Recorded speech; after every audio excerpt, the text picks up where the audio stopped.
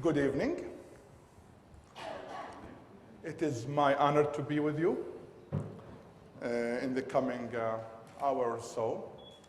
I want to thank Georgetown University. I want to thank the Museum of Islamic Art for making this possible. I want to thank each and every one of you. I know you have all kinds of things to do tonight. The fact that you have given up on your dinners and on your good times and a wonderful weather. I never expected it to be this beautiful. I thought only in Washington we have good weather. So to be like that, I'm sure this is a challenge for you to give me your ears for 6-7 hours. No, I promise you to behave. I always make the joke in America that I was trained to preach by a Baptist minister. And those who come from America know exactly what that joke means. It means that once you take on the microphone, never ever give up on it. And it's not only the practice of ministers or priests or rabbis, but also imams. We like to talk, even if we make no sense sometimes. As I start, I want to do this. If you like my orange shirt, please give the credit to my wife. And if you don't, blame me.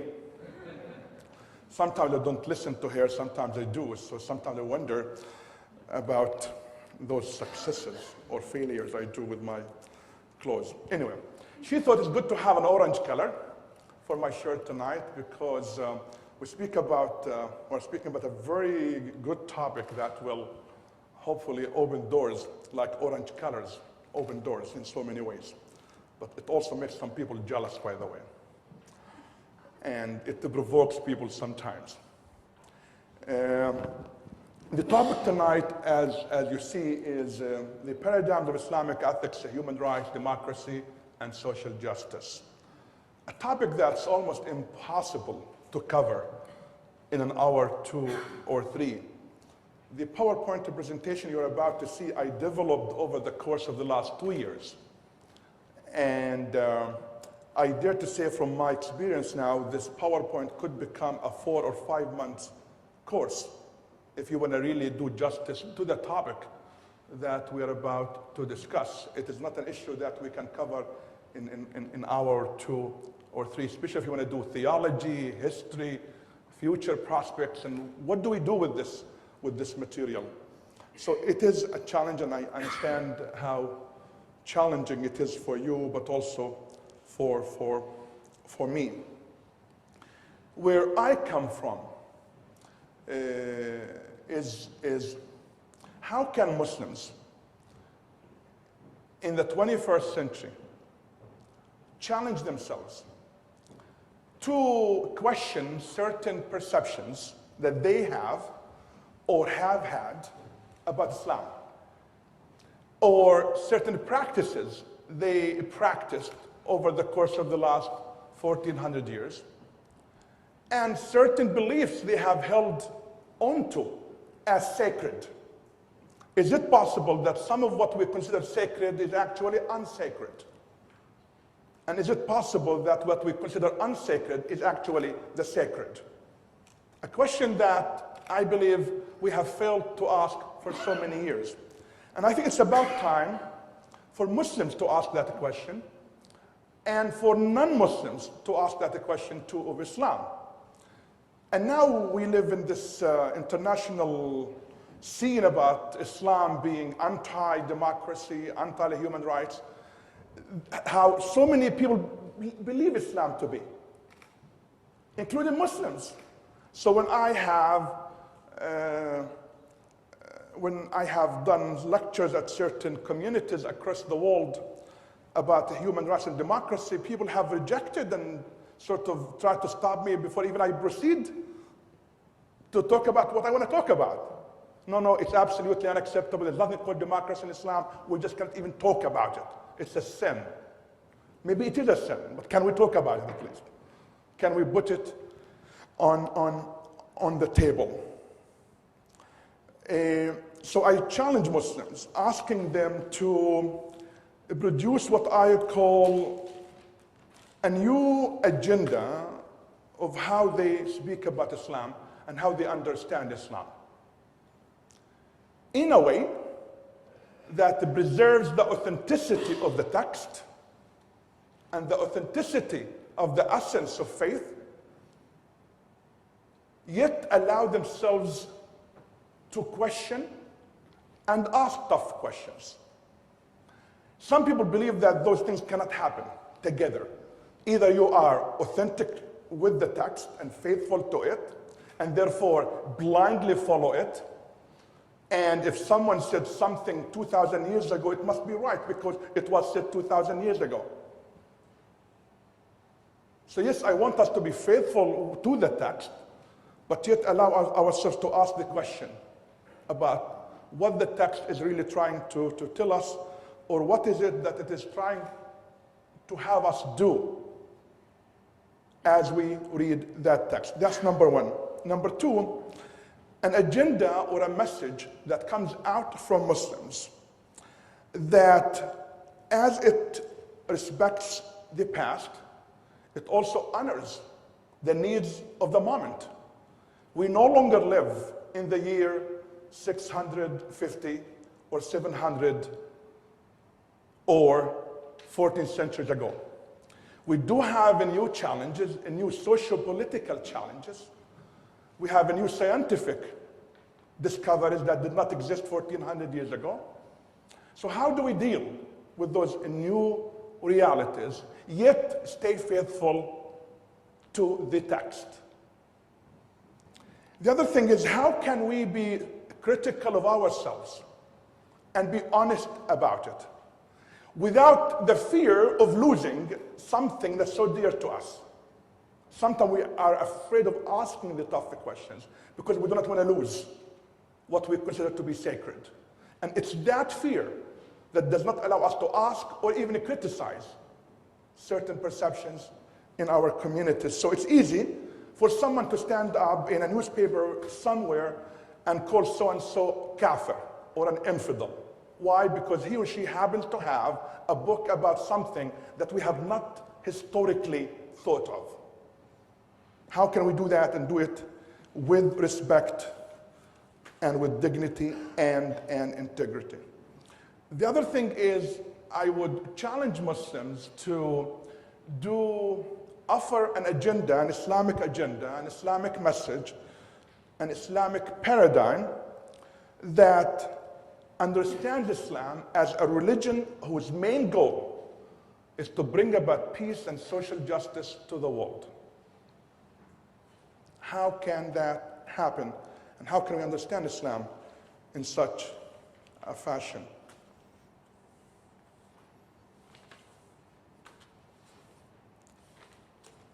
Having said so, let's move on with the PowerPoint presentation.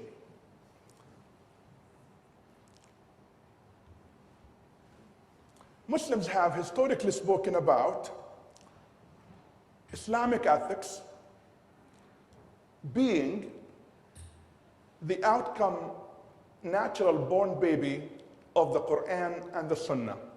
That is to say, the sources of Islamic ethics. We're supposed to learn about Islamic ethics from the teachings of the Quran, but also the teachings of Prophet Muhammad. This has always been agreed upon within the Shia tradition, within the Sunni tradition, within conservatives and liberals, and everyone seems to be agreeing with that. But also historically, Muslims added to that the concept of ijma', the concept of qiyas, consensus. That is to say, what the community agrees upon, what the ummah agrees upon, is a source of knowledge and cannot be overlooked. Historical cases from Islamic jurists or early generations of Islam was also considered as a source of knowledge. The concept of urf, or public practice, has always been considered, and for so many years, as a source of Islamic ethics. Unfortunately, many ethicists now within Islam do not talk about that anymore. When you read books of fiqh or jurisprudence, you always hear about Quran and Sunnah, ijma' and qiyas, but people overlook this concept of urf that has historically existed within all the schools of thought on different levels. People don't talk about that. But thinking about this concept of urf is quite important to help us move forward and challenge ourselves as we deal with the new socio-political challenges. The concept of istihsan in Islamic jurisprudence, the concept that things that are doomed to be better for our human existence and things that are doomed or believed to be to contribute to making our life on earth easier has been considered to be a source of knowledge. The concept of istihsan. Foundations for Islamic ethics. The following things must be taken into consideration when we think ethically as Muslims.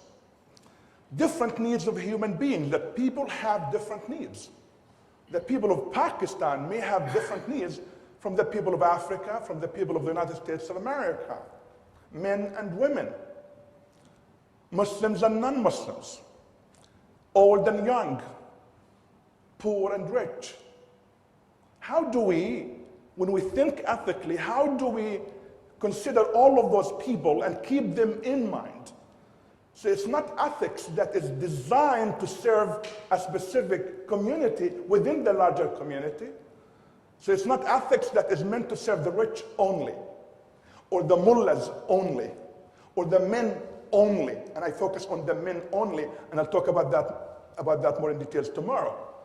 Because a lot of our ethics is really shaped by tribes sometimes, and sometimes specific groups, and sometimes gender. And we don't know that that's exactly what's happening.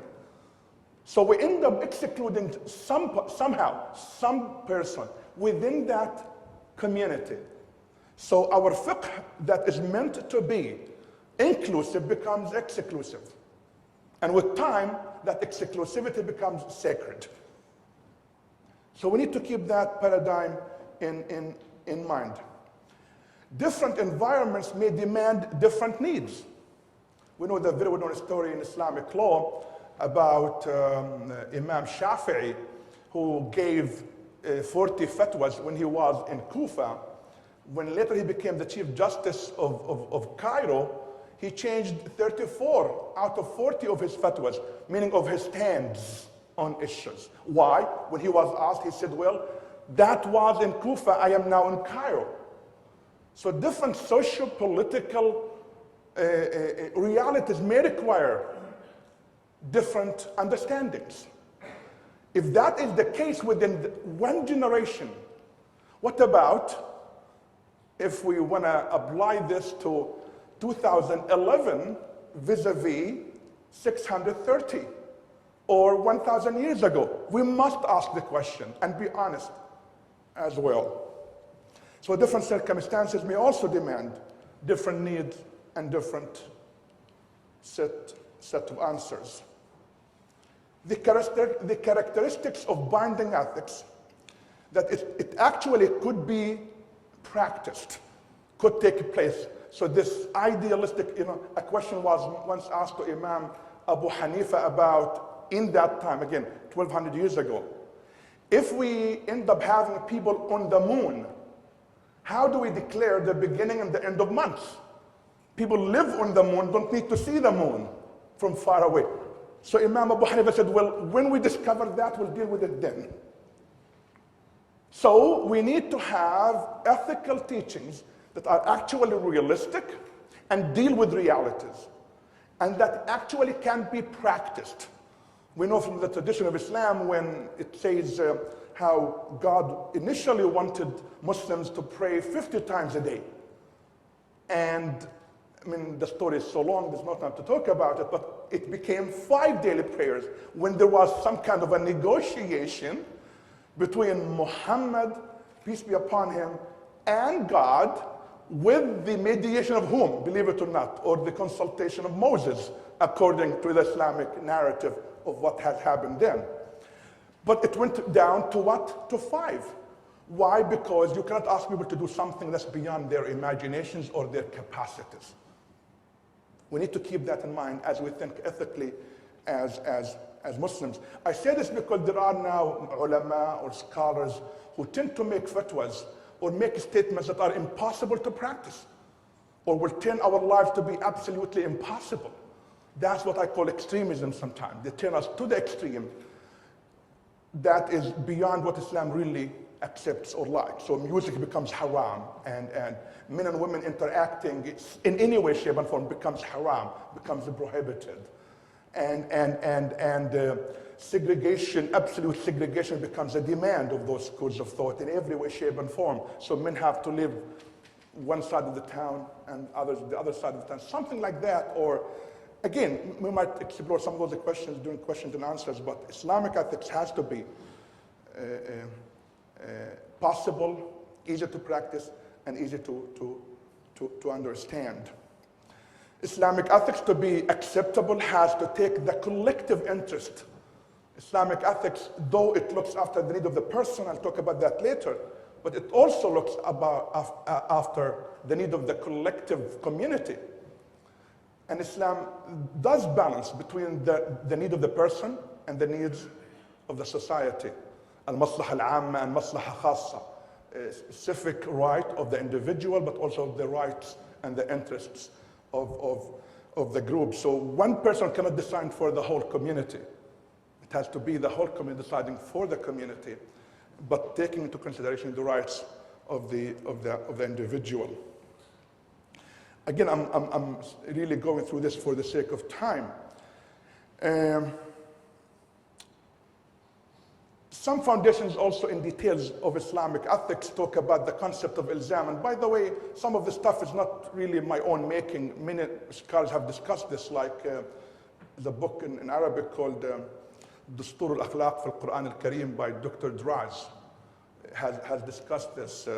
The Quranic phenomenon of Malik bin Nabi discussed this stuff as well. And so many other scholars of jurisprudence.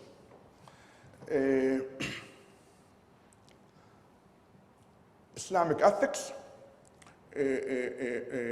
requires people to be able to listen and oblige themselves to it. Islamic ethics honors the concept of wajib and tells us about our responsibility, both personal and public, our rights and our duties, and it equalizes both. That yes, you have rights, but also you have duties. There are personal rights, there are societal and collective rights. So the right of the society, but also the right of the individual, the right of the company, the right of the employee. A few weeks ago, my sermon on Friday was about what Islam says about the rights of employees in companies, because now in America we're talking about the raise of minimum wage for employees. Today in the newspaper here, I saw a new legislation that's coming out about maidens and people who work in homes. I was really fascinated somehow with that document because it's discussing exactly what I'm talking about. The right of the individual who is hiring, but the right of the hired person to that work. So that's where Islamic ethics come in and keeps in mind the issue of justice, where justice lies. Islamic ethics tends to focus on the concept of incentives. And there are two types of incentives in Islamic ethical system or paradigms. You have worldly incentives and outwardly, not outwardly, heavenly incentives. That if you act legally and ethically, you will be rewarded in this life. So you might have a raise, some kind of a raise in your salary. But in the day of judgment, God will reward you for doing it. If you look after the needs of your neighbor, you might end up having a certificate of appreciation from the governor. But on the day of judgment, God will reward you for looking after the needs of your neighbor. And so Islam wants us to keep these two rewards in mind, incentives for acting ethically. So Islam talks about societal rewards. So the society has to reward who act ethically within it. There has to be institutional rewarding. That is to say, these institutions have to reward their employees for acting ethically, and there is divine incentive for acting ethically. Again, I really want to go. This is sort of a little bit fast through what I call different types of ethics. You have personal ethics, and you have family ethics, societal ethics. And personal ethics are things that are not only Islam calling for. You see within Christianity, within Judaism, within Buddhism, within Hinduism. My background is comparative religions. My PhD work was focusing on Jewish studies and the concept of social justice in halakha and Jewish mysticism. And for my Christianity, for my master's, I studied Christianity. And that was my focus on especially the concept of eschatology and the Christian ethics. And for my first master's and bachelor's, I focused on Islam. So having done that, I dare to say that those personal ethics and morals are in all of these religions, and not only in that. You see a lot of this in Buddhism and Hinduism and other faiths as well. Family values and family ethics. Harmony between spouses, but I was really hurt today when I saw in the newspaper that divorce rate in Qatar and in Gulf states is 63%, I think. I was really hurt, and it saddened me. I said, what do we all need to do to, again, back to the concept of reward, but also punishment? How do we deal with this issue that the country and the people are facing, divorce rate that is at the rate it is in?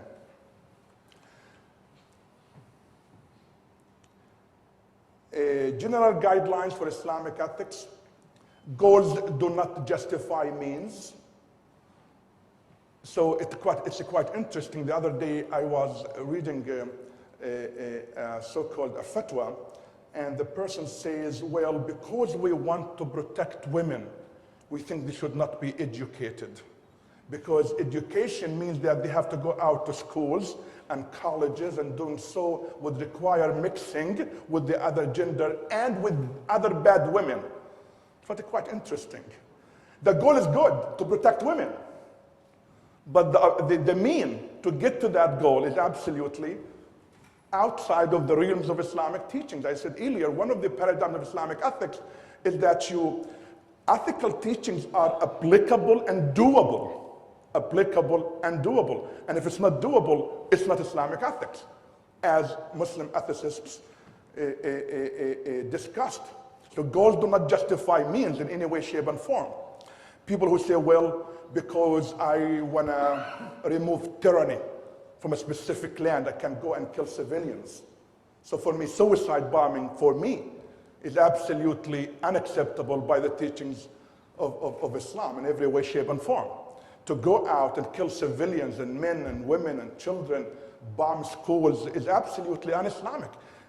Because of this and so many other ethical paradigms within Islam, that you might have the right to protest tyranny, but the means by which you get to that goal has to be also justified and acceptable within the parameters of Islam. Knowledge must be translated into actions. So it is not enough for Muslims to say, we have this in the Quran, and we are so proud of what Islam teaches. This is where I'm coming from. It is not enough to say Islam is good, as many Muslims do. This is a question I'm asked on a daily basis in the United States of America and in Europe. Imam, we love what you said about Islam. I could be a Muslim right now, but if I watch the Muslim world, we don't see any of this. So it's not enough to sing praises of Islamic history and what Muslims have done for science for 1400 years. We have to translate that knowledge into action and into policies. Spirituality must contribute to ethics and behavior, and it can. You know them by their fruits. That's what I mean. If Muslims want to change the perception of the West about Islam, they have to change their behavior. I'm sorry to say this. I am not saying that the West is not to blame for something. I am not. Please do not take me wrong. That's a different presentation. However, talking about 50% of the responsibility.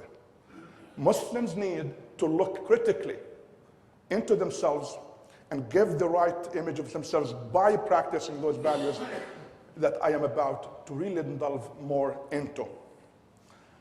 Paradigms of Islamic ethics. I am writing a book about this specific slide that I hope to come out in a year from now. What I call the Tawheedi paradigm of Islam. Muslims say that the most important teaching of Islam is Tawheed, maintaining the unicity and the unity of God. And to do that, we have to practice istikhlaf, which means we represent God in the best possible way on earth in the following manner, in two different fronts. The human family. So to be true to God, in Tawheed, in maintaining God's unity, we have to honor, respect, and protect the human family, but also become a voice for the environment. Two different forms. So many Muslims, when they talk about Islam, they talk about the human family, what Muslims have to do for humans. What about the environment? Tomorrow I'm giving a presentation at Georgetown University about the Islamic theology and the environment. Believing that is 50% of Islamic ethics. 50% is about the human family, but 50% about our environment, our air, our land, and our water. So that's a different subject. To do this, to be good maintainers of the earth and of our human family, Islam speaks about three different means: Tazkiyah, Islah, and Umran. Tazkiyah is the spiritual uplifting of the people. Islah is the moral excellence of a community. And Umran is the physical well-being of a community. What do I mean by that? The availability of places of worship contributes to spirituality, to Tazkiyah. And by the way, this is not about Islam, it's about all religions. A Buddhist who is spiritual, who meditates in whatever fashion, if that contributes to a spiritual person, is contributing to this universe in the way God wants. Or a Christian who meditates or prays in a church, or a Muslim in a mosque. So that's one side. The other side is moral excellence, espoused in a very good way, and they can be summarized in the 10 Commandments that are in the Bible, but also in the Quran. And Umran. Umran is, I call, the physical well-being of life. The first two paradigms, the first two concepts are, I call them Haqqullah, the rights of God upon us. The third is Haqqul al-Bi'a. What do we need to do to have a physical existence that's good? So building dams, hospitals, clinics, making sure that we have better water, better hospitals, better universities, contributes to Umran, the physical existence of our life. For me, that is an Islamic project. Often people ask me, what makes me a good Muslim? And I say, well, if you are a good doctor, you are a good Muslim, because you contribute to the health of people. If you are an engineer who goes out and builds a good bridge for people to move from one place to one place, then you are a good Muslim. So you don't only pray to God by 5 daily prayers in the mosque, I say. You also pray to God by building a bridge for people to maintain. For me, that's Islamic ethics. It's an ethic that moves us beyond the spiritual in its exclusive meaning to how to be a good human being. Recently, I did a radio show in the States about spirituality and sexuality. And I said to walk with your wife on the beach, for her to feel your soul, for you to feel her soul, is a spiritual exercise and a form of prayer. And if that contributes to how you will go back home to treat your cat peacefully because you just had fun on the beach, then that's Islam too. And if that contributes to how you wake up in the morning to look after your pond and cut your grass, that makes you a good Muslim and a good prayerful person too. And for me, therefore, Islam challenges us within its ethical paradigm is to go beyond what people understand to be spirituality into being a good human being. So for me, a good humanist, according to Islamic ethics, is someone who practices Islamic ethics, even if he does not call himself a Muslim. If you put yourself in service of your surroundings, then you are a Muslim, ethically Muslim.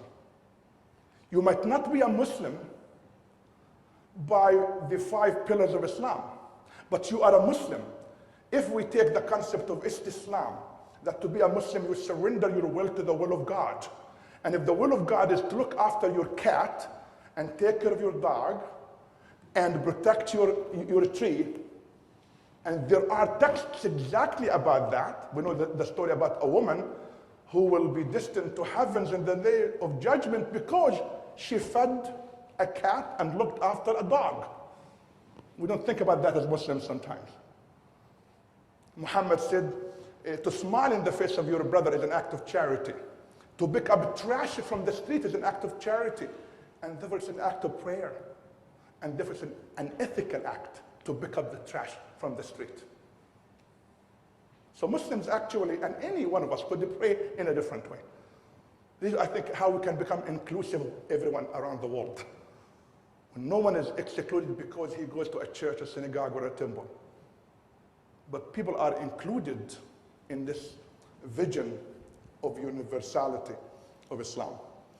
High values according to Islamic ethics that have to be observed for Islamic ethics to be practiced. Adl, justice. Rahmah, mercy and compassion. Moderation, wasatiyya. Collective interest, taking the whole into consideration, not only one person. Personal needs also considered. Shura and public consultation. That is to say, one person cannot decide for the whole. So the one-man show is unacceptable in Islamic ethics. People have to contribute, have to come together. This is the concept of shura in Islam, as practiced also by the Prophet Muhammad as well. Means and end goals of Sharia. Sharia, what is Sharia? Sharia must not be confused, and I know I might create some conflict here. It's okay with me if I provoke you to think in a different way. Muslims mix between the term Sharia and the term fiqh. For me, Sharia does not deal with fatwas, while fiqh does. For me, Sharia tells us how we legally think in terms of paradigms and big pictures, while fiqh is the translation of that Sharia, each based on his and her own circumstances. So fiqh is the practical example of what Sharia is all about. Sharia deals with philosophies, with paradigms, with big pictures, while fiqh is the translation of that philosophy into policies and into day-to-day practices. Sharia, for example, has this concept of maqasid al-Sharia, objectives of Sharia. What does Sharia want us to do? What does it want us to protect or promote? Sharia wants us to protect the mind and the intellect, the soul and the religion, land, money and the environment, dignity and the survival of the human race. There are Arabic terms for it, no time to go into them. Nasl and urd and ard and mal and deen. Those are specific Islamic definitions. So for anything to be called Shari'i or Sharia compliant, it has to meet one of these demands. I cannot call something Islamic if it does not protect my mind and my intellect. And if it does not promote it. And if it does promote it, it will contribute to it being called Islamic. So, when the Prophet Muhammad said, acquiring knowledge is an obligation upon every female and male, what was he doing? He was talking about the first one, al-aql. Education promotes knowledge. It protects the mind. It inspires the mind and the brain. And therefore it becomes what? Learning becomes required. Why? Because it meets that objective. What about suicide? What about the indiscriminate killing of civilians? Look there. Does it contribute to something there? Does it contradict one of those values? And it does. If it does, then it becomes Islamically unethical. According to this, again, I'm not going to go into that now, maybe tomorrow at Georgetown, I believe nuclear bombs can become Islamically unethical. I know I'm making it very simple, but there's no time to go into details. It can become Islamically unethical because nuclear bombs, and most bombs now actually, indiscriminately not only kill civilians, but it also destroys the environment. Why I claim, and I'm still navigating through those issues, I say maybe war was ethically acceptable 500 years ago, maybe.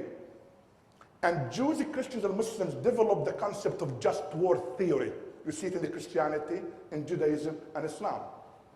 I say what the three communities need to do now is to revisit the issue. Are we still talking about the same thing? And does such a concept exist anymore?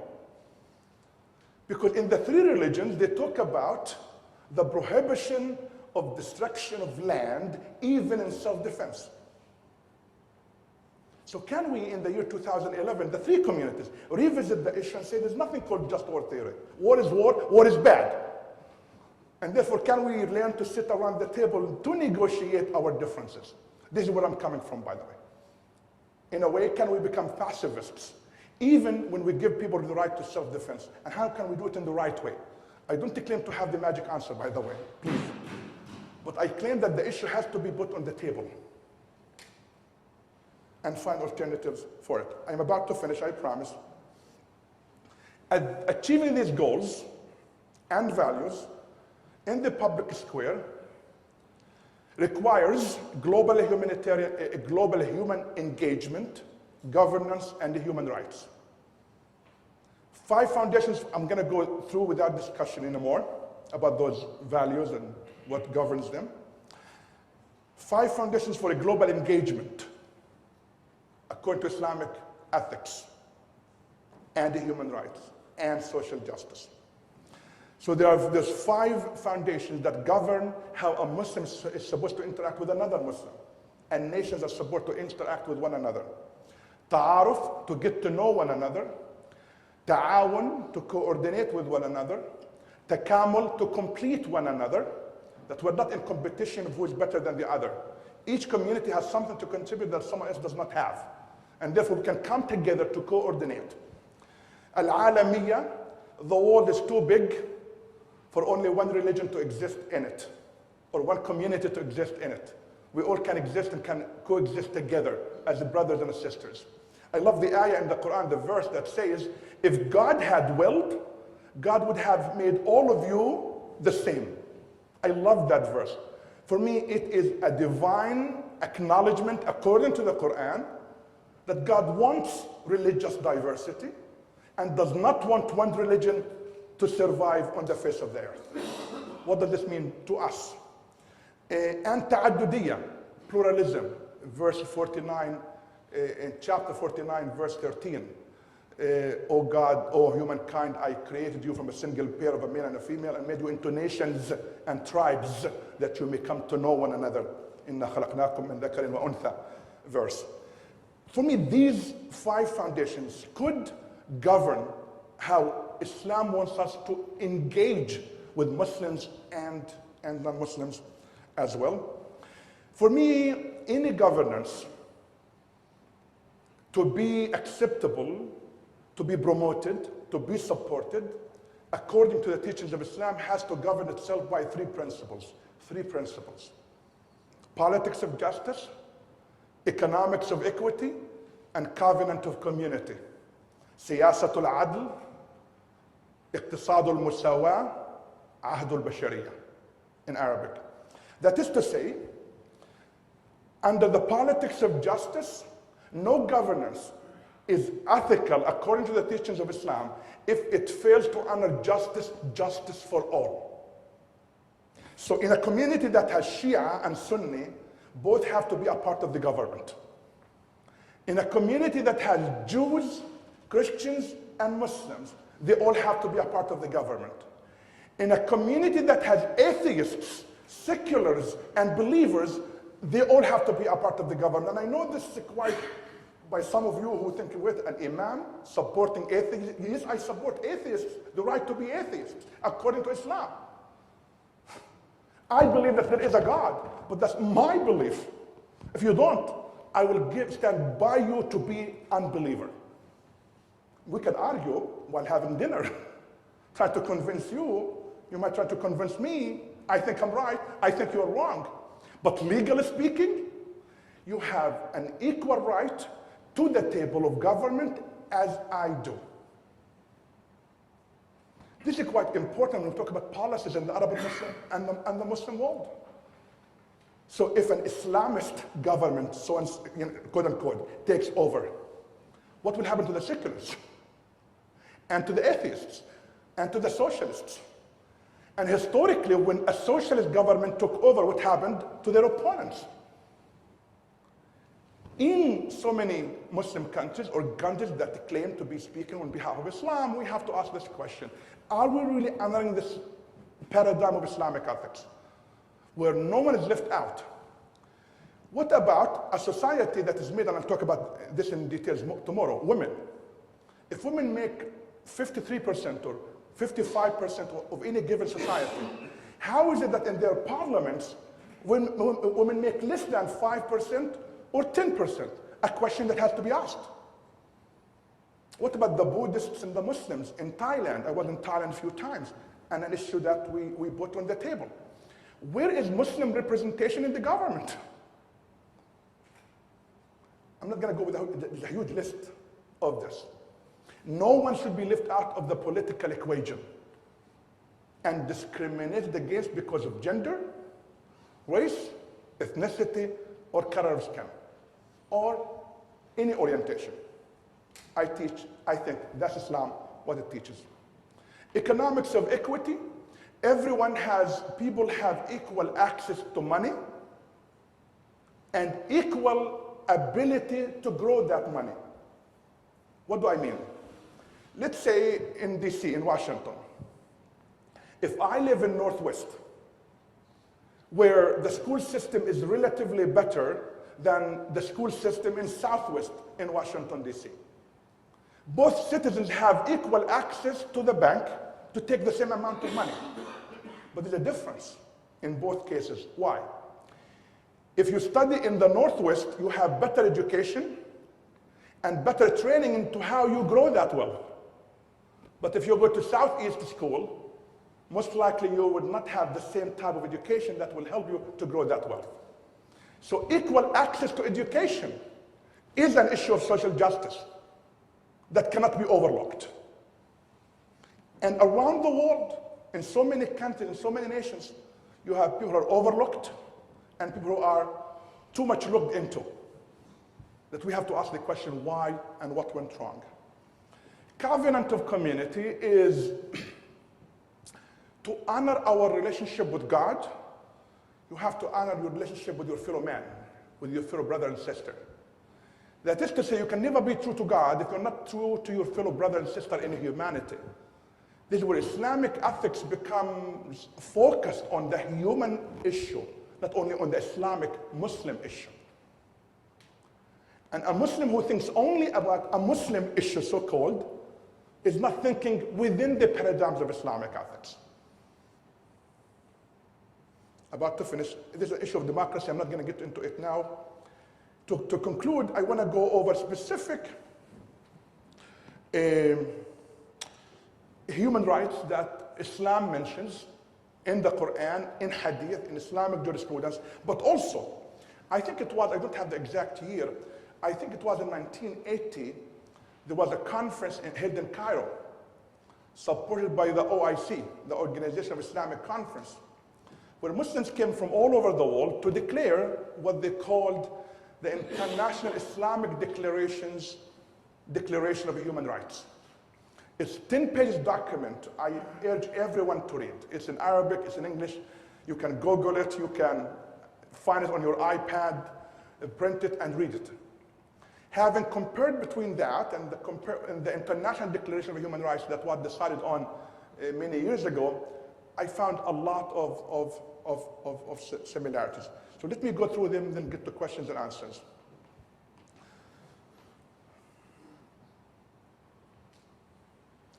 The right to life. There's no time to read the Islamic text, but there is text that supports every one of these. The right to life for every human being, not only for Muslims, by the way. The right to safety of life.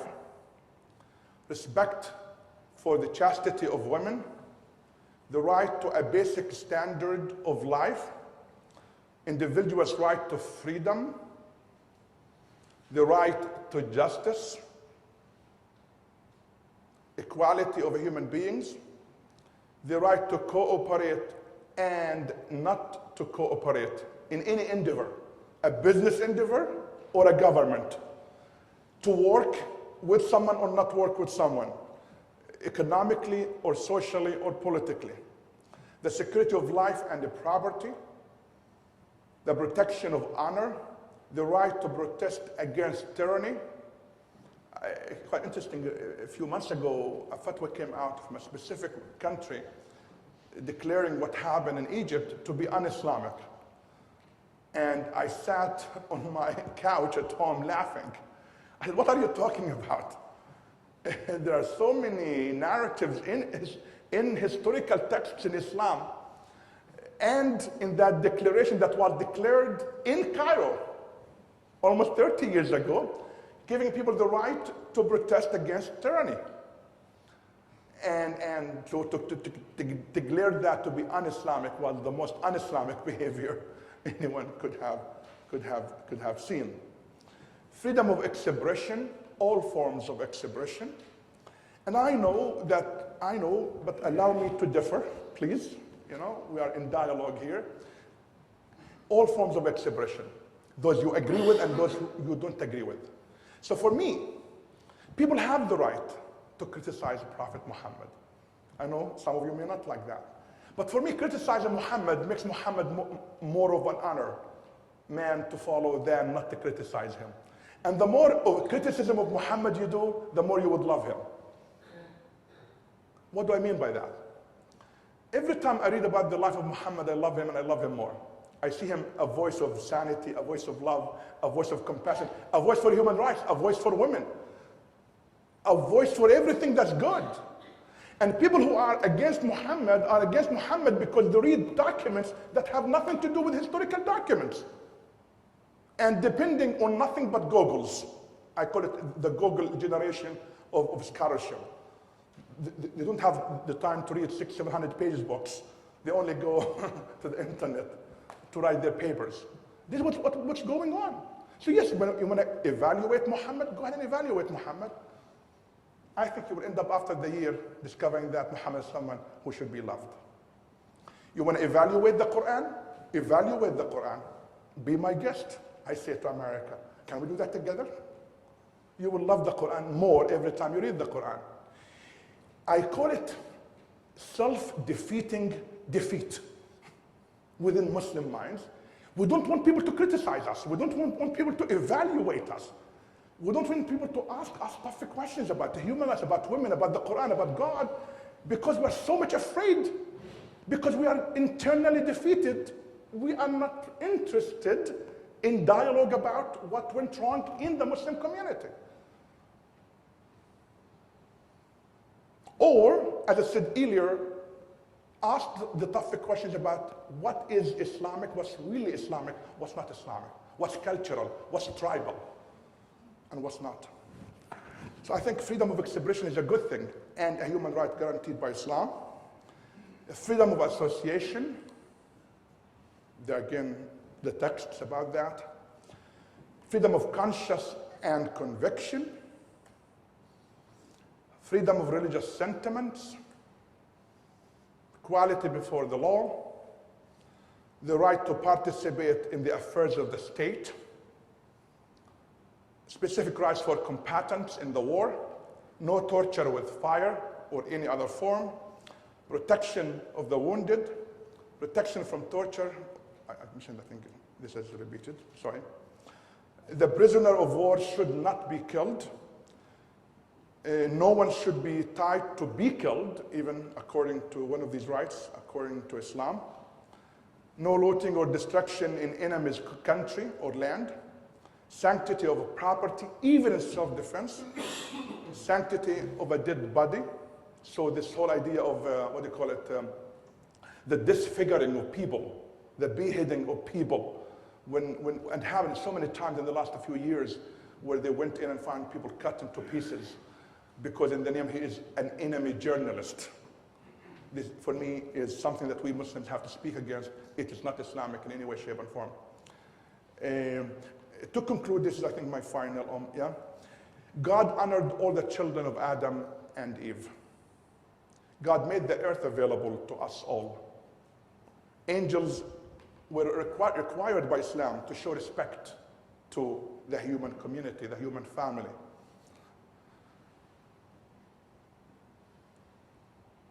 God honored all of us with the ability to think, to reason. God gave men and women the right to choose. God gave the human race, God made the human community a core focus in his teachings and made us representatives of him on earth. The only way to do this is to use our reason and our mind to choose the right choice to move forward. If that's the case, this is my argument and my appeal now. I have been an academic in the last half an hour. The preacher side of me, the imam side of me, is this. For Muslims, but also for everyone, if God is about reasoning and about respect of all human beings and about social justice, we don't need to only study this matter, but we also need to stand up, stand for, stand to, and stand clear. Clear with our vision of where we stand to those who speak against and practice other than social justice, and stand against those who do not have respect for human rights, stand for the right of women, the orphans, the poor, the less advantaged, and the overlooked, and become a voice for the voiceless. Not be afraid anymore. We need to stand up. We need to stand up and not allow these things to slip under the rug without really looking to them. So my brothers and my sisters, my friends, I hope this presentation was helpful in terms of what I believe to be Islamic ethical paradigms for human rights, democracy, and social justice. Thank you.